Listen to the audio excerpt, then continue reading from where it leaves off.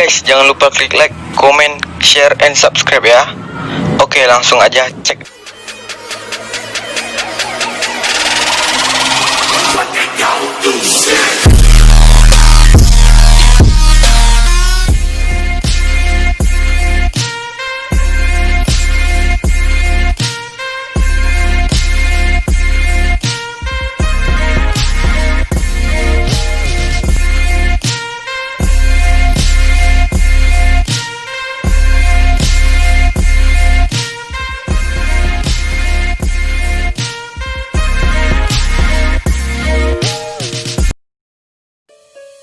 Assalamualaikum warahmatullahi wabarakatuh. Perkenalkan, nama saya Dani Dwi Hidayat. Di sini saya dari kelompok 5 Islam dan Ilmu Pengetahuan ingin memaparkan makalah yang telah kami buat. Adapun judul makalah dari kelompok 5 ini yakni Ilmu Pengetahuan dalam Pandangan Pemikiran Islam, Al-Farabi, Al-Batani, Ibnu Sina, Ibnu Baituta, Ibnu Rashid, dan Muhammad bin Musa Al-Khawarizmi. Nah, di sini saya kebagian tentang pengertian ilmu pengetahuan dan Islam dan pandangan menurut Al-Farabi. Nah, selanjutnya itu akan dibahas oleh rekan-rekan saya, yakni saudari Rismawati dan Juliana Sumarlan. Baiklah, saya mulai, yakni pengertian ilmu pengetahuan dalam Islam. Ilmu pengetahuan tersusun dari kata ilmu dan pengetahuan. Dalam Kamus Umum Bahasa Indonesia, ilmu diartikan sebagai pengetahuan atau kepandaian,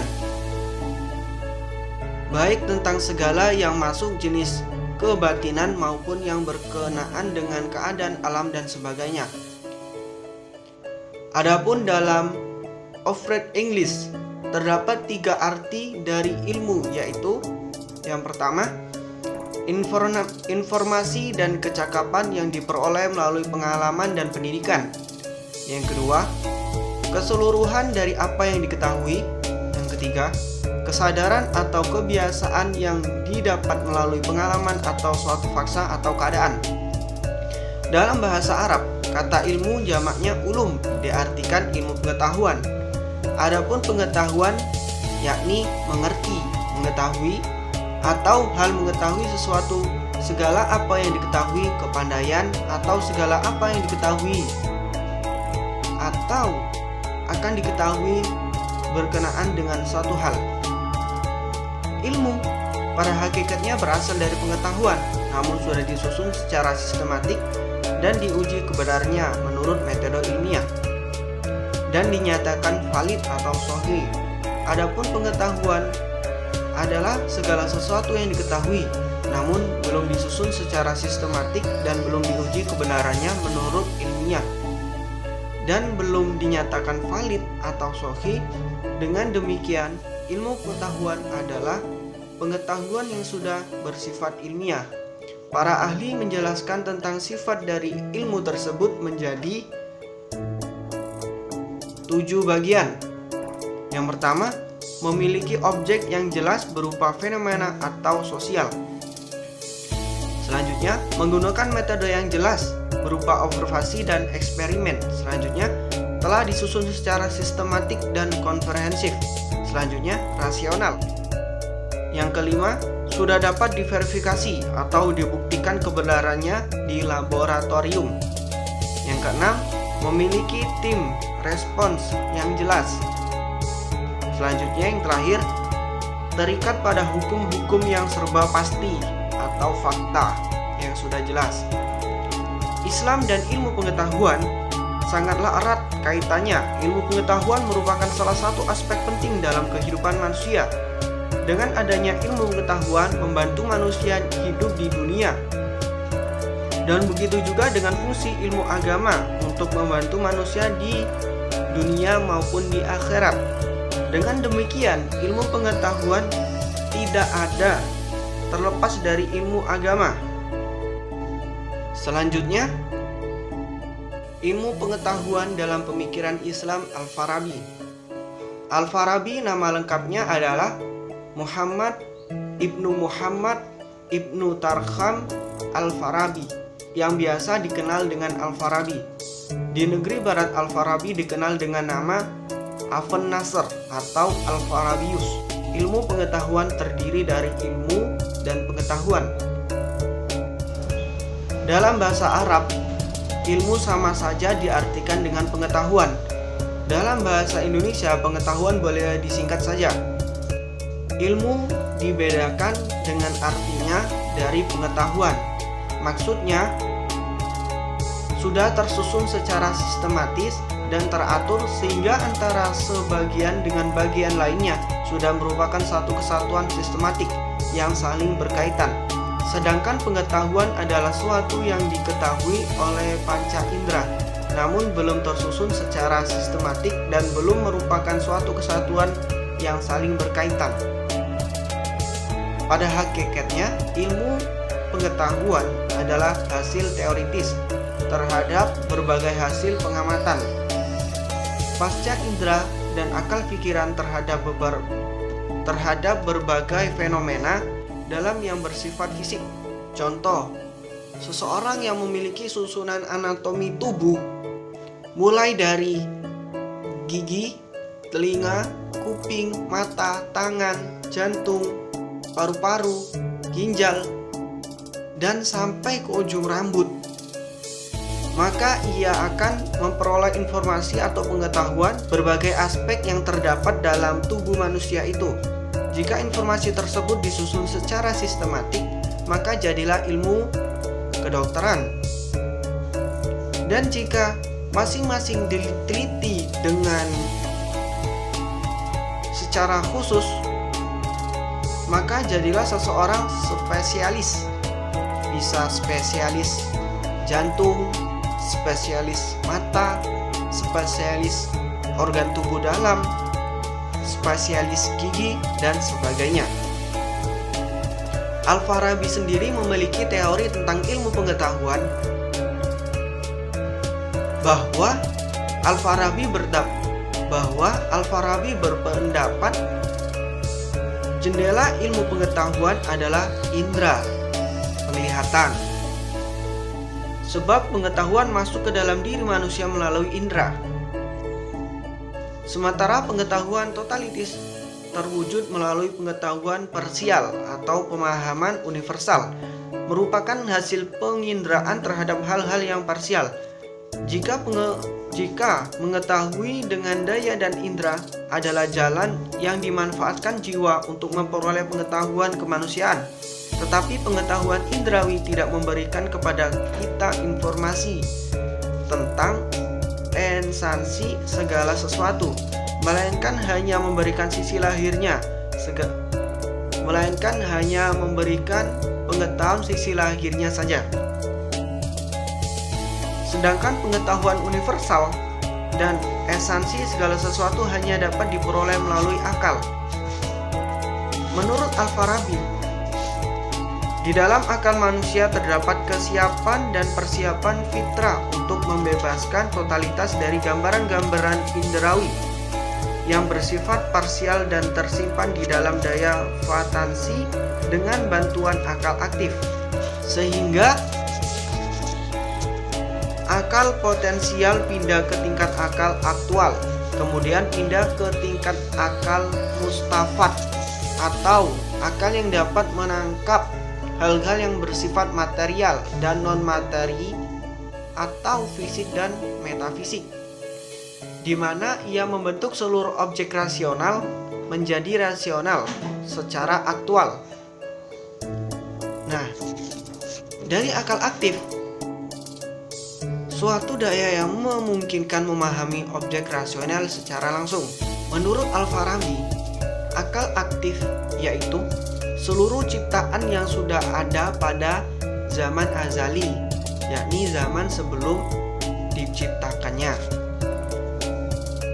Nah, Al-Farabi mengumpulkan semua gambar yang ada di dalam dirinya, lalu mengirimkannya ke alam indera agar mengenakan materi, sebagaimana juga mengirimkan ke akal manusia agar menghasilkan pengetahuan. Di antara gambar-gambar yang ada di dalam akal manusia dan gambar-gambar yang ada di alam indera terdapat kesesuaian yang universal, membuat pengetahuan menjadi yakinah atau pasti. Kesesuaian itu dibawa ke pusat semua gambar indrawi dan rasional dari akal aktif. Adapun tujuan akhir dari akal manusia adalah kebersambungan dengan akal yang terpisah dan mengidentifikasikan diri dengannya. Artinya bahwa pengetahuan yakinah tidak akan dicapai kecuali melalui emansi yang berasal dari akal aktif sebagai pemberi pengetahuan dan pemberi gambar-gambar. Oleh karena itu disebut dengan makrifat isyrakiyah. Baiklah, sekian dari saya Dani Dwi Hidayat, meminta maaf apabila ada kata salah. Kepada Allah saya mohon ampun, dan selanjutnya akan dilanjutkan kepada rekan saya, yakni kepada saudari Juliana Sumarlan. Saya persilakan. Assalamualaikum warahmatullahi wabarakatuh. Perkenalkan, nama saya Juliana Sumarlan dengan NIM 1930504067. Di sini saya akan melanjutkan penjelasan dari saudara dari C. Ilmu pengetahuan dalam pemikiran Islam Ibnu Sina. Nama lengkapnya adalah Abu Ali Husain Ibnu Abdullah Ibnu Hasan Ibnu Ali Ibnu Sina.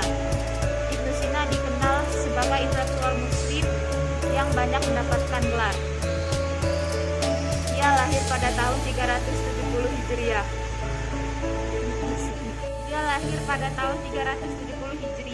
Bertepatan dengan 980 Masehi. Di Abshana, suatu daerah yang terletak di daerah Bukhara di kawasan Asia Tengah.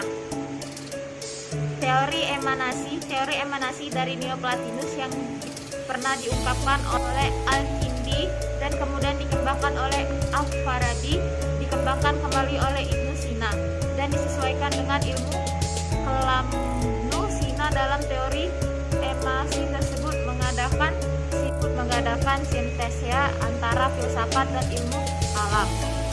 Filsafat Platinus yang berprinsip bahwa dari yang satu hanya satu yang melimpah, filsafat ini bisa lengkap oleh Ibnu Sina juga. Al-Farabi bahwa Allah menciptakan alam secara emanasi. Proses terjadinya emanasi tersebut ketika Allah wujud sebagai akal atau langsung memikirkan berta'ak terhadap zatnya yang menjadi objek pemikirannya, maka memancarkan akal pertama. Dari akal ini memancarkan akal kedua, jiwa pertama dan latih pertama. Berlainan dengan Al-Farabi, bagi Ibnu Sina, akal pertama mempunyai dua sifat yang wajib. Wujudnya sebagai pancaran dari Allah dan sifat mungkin wujud jika ditinjau dari hakikat dirinya. Ibnu Sina membagi objek pemikiran akal-akal menjadi tiga, yaitu Allah, dirinya akal-akal sebagai pancaran dari Allah, dan dirinya akal-akal emanasi. Ibnu Sina juga menghasilkan 10 akal dan 9 planet. Ilmu pengetahuan dalam pemikiran Islam Al-Batani. Al-Batani adalah ilmuwan Irak yang hidup pada tahun 850 sampai 923 Masehi.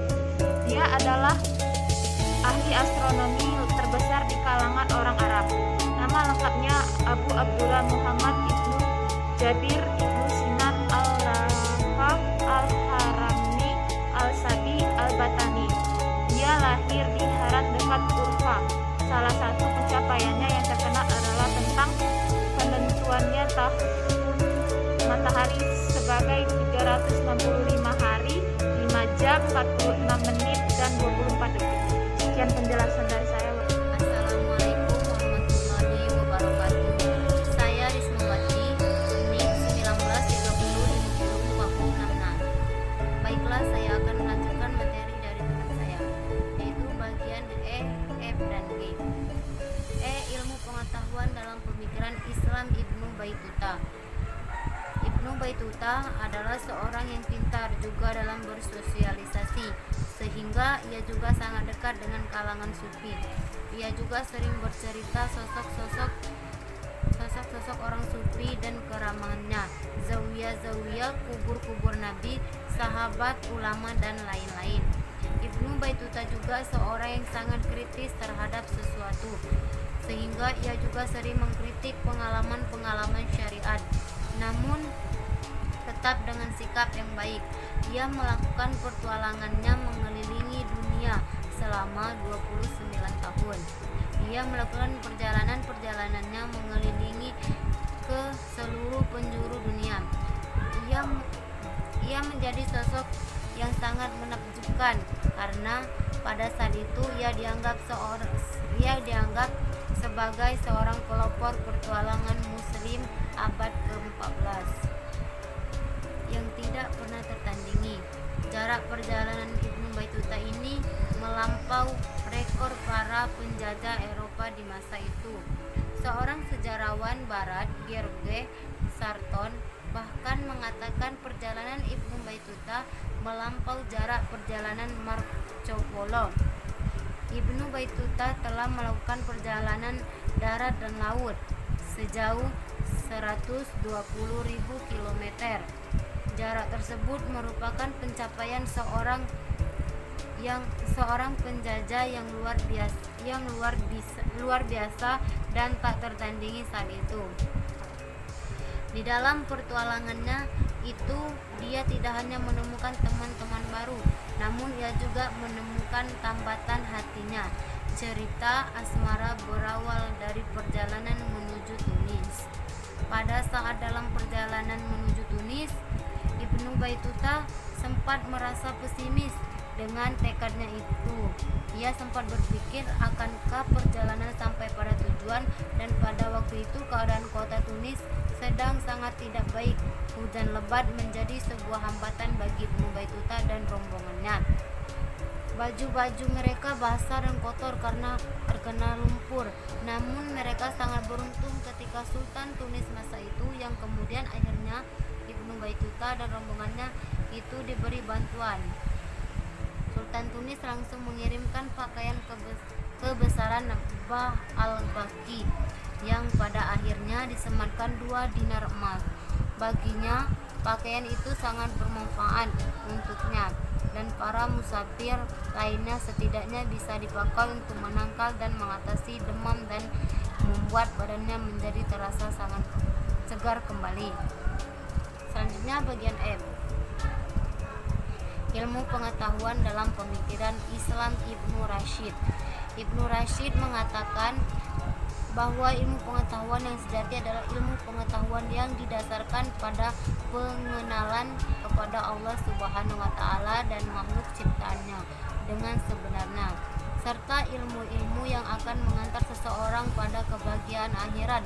Beliau menyatakan ilmu pengetahuan yang sejati adalah pengetahuan dan pengenalan makrifat kepada Allah dan pengetahuan terhadap seluruh ciptaannya sesuai dengan sebenar-benarnya, dengan ciri-cirinya yang istimewa, pengetahuan tentang ilmu untuk kebahagiaan akhirat dan kesengsaraan di akhirat. Menurut Ibnu Rashid, ilmu pengetahuan sejati ini adalah tujuan utama syariat yang tentunya disertai dengan diiringi pengamalan yang benar. Adapun pengamalan ilmu pengetahuan adalah melakukan amal-amal perbuatan yang dapat mengantarkan seseorang pada kebahagiaan dan menjauhi perbuatan-perbuatan yang mengantarkan pelakunya pada kesengsaraan.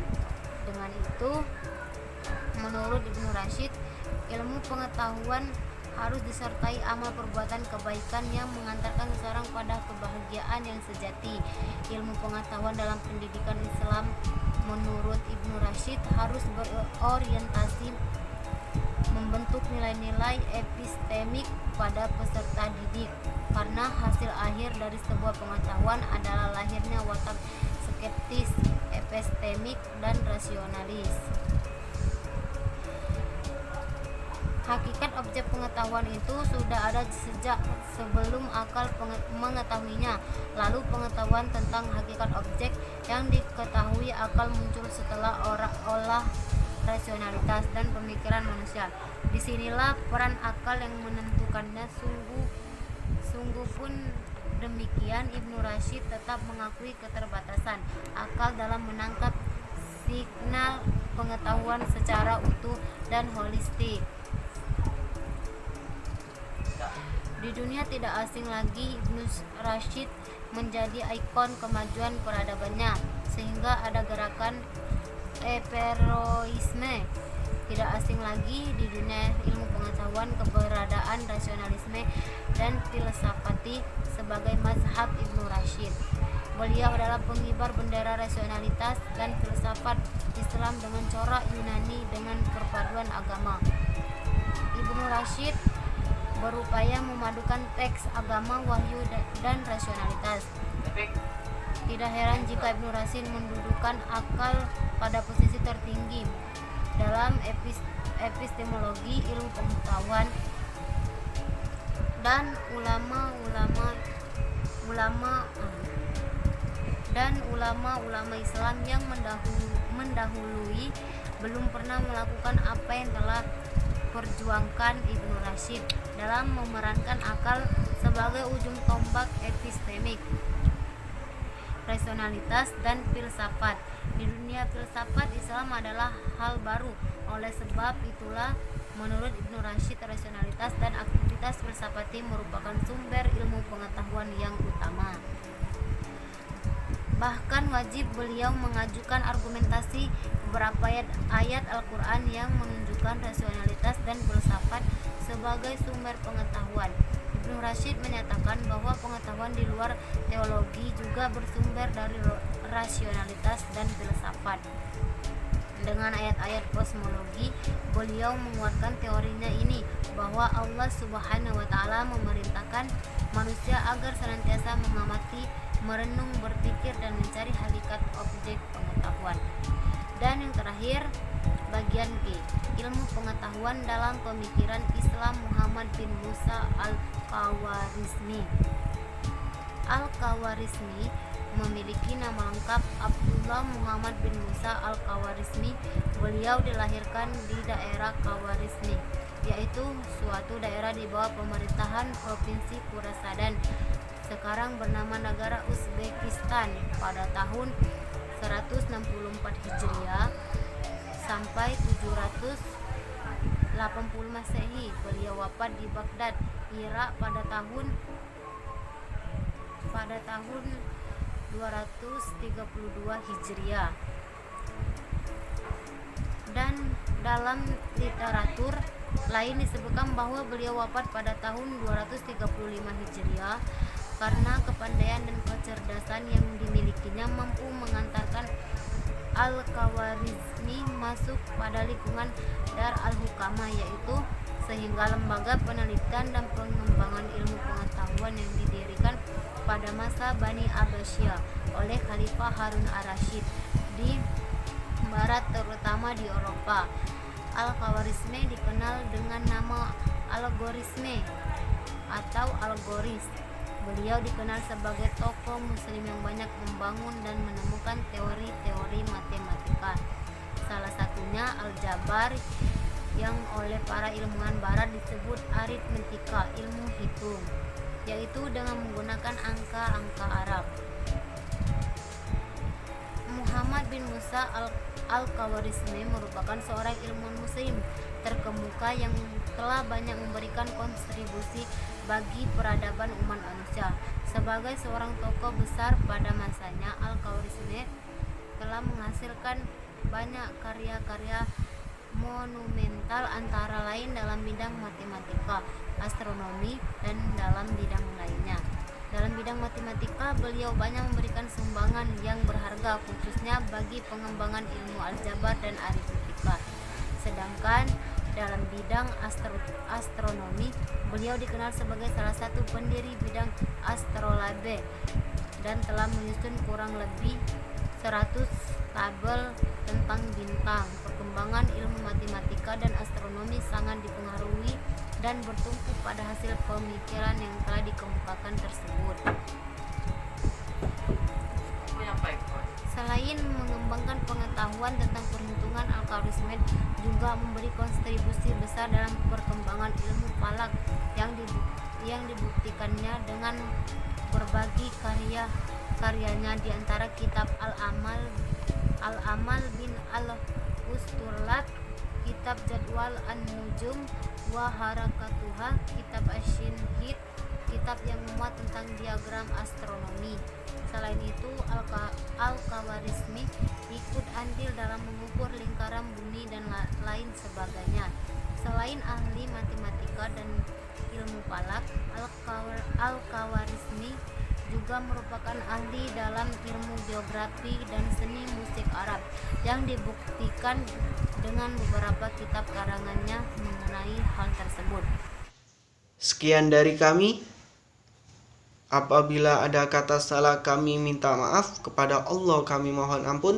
Kami akhiri dengan ucapan zikir, fikir, dan amal soleh. Wallahul muwafiq ila aqwamit thoriq. Wassalamualaikum warahmatullahi wabarakatuh. Bye bye.